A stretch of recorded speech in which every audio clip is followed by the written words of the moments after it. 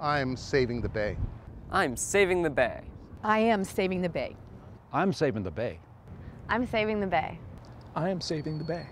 I'm saving the bay. I'm saving the bay. Together, we're saving the bay. Together, we have all saved the bay and are saving the bay.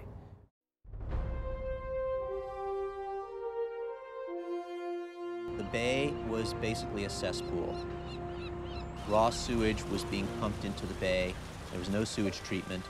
The shoreline was ringed with dumps, both actual official dumps that each city had and unofficial dumps at the end of each road where people would back the station wagon up and throw in the lawn chairs. The United States Army Corps of Engineers published a straightforward administrative report forecasting developments on San Francisco Bay to the year 2020. Saying that 70% of San Francisco Bay was shallow enough to be filled. In 1961, as development and fill continued unabated around San Francisco Bay, the community of conservationists in the Bay Area, home to many of the movement's prominent leaders, had still failed to grasp the full dimensions of the threat before their eyes. It appeared no one, no group, no agency would step forward to initiate action to save the bay until 3 women, 3 housewives, decided something had to be done. In the hills above the bay, Kay Kerr, Esther Gulick, and Sylvia McLaughlin went to work. We determined to go ahead and start an organization and to stop the filling. In January 1961, the makeshift trio, now calling themselves the Save San Francisco Bay Association, sent out their first letter. Included with it was the map of the shrinking bay.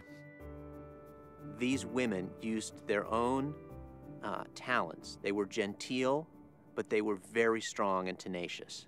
And they didn't give up. On June 17, 1965, the McAteer-Petrus Act was signed into law. The Save the Bay movement had won. I would say to Sylvia and her colleagues, Kay and Esther, they suddenly told people, you have a stake in this, just the way we did. And we're just 3 little old ladies, and we started this, and now you're part of it. You pick up the baton. Let's go.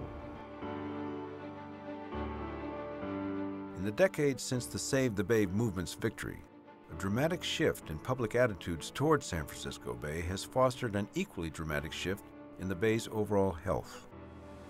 When you're kayaking out on those sloughs and you're paddling parts of San Francisco Bay, when you're walking along San Francisco Bay, when you're windsurfing San Francisco Bay and sailing on the bay, when you're swimming in San Francisco Bay, when you're fishing and you're actually catching a live fish, you really get it, that this is the body of water that defines this region. This is our quality of life. The future of San Francisco Bay is undetermined. Climate change, sea level rise, and the pressures of an ever-growing population will bring ever greater stress to the estuary. Our job as saving the bay is not done. It still needs saving. We have a lot of generations that need to be exposed to the bay, and once they get out there and they're in it, they want to save it. Save the Bay is working hard to address the emerging threats to San Francisco Bay.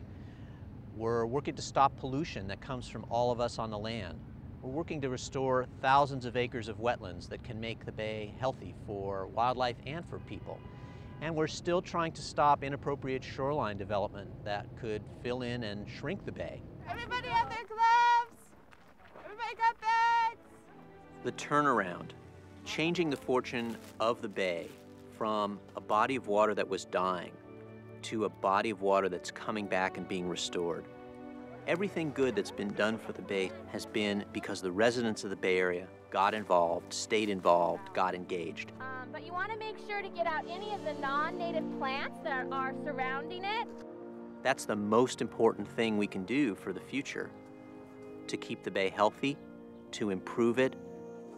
We love the Bay Area, and so this is a great way to clean up the Bay Area and save the bay and make it a healthy place for animals and children. Half a century ago, the Save the Bay movement set out to turn the tide of destruction on the greatest estuary in the Pacific coast of the Americas, and succeeded.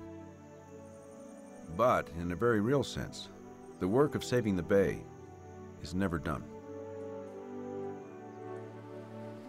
I just hope that those that follow will share the same awareness of the bay so that they too will be able to continue the process of saving the bay.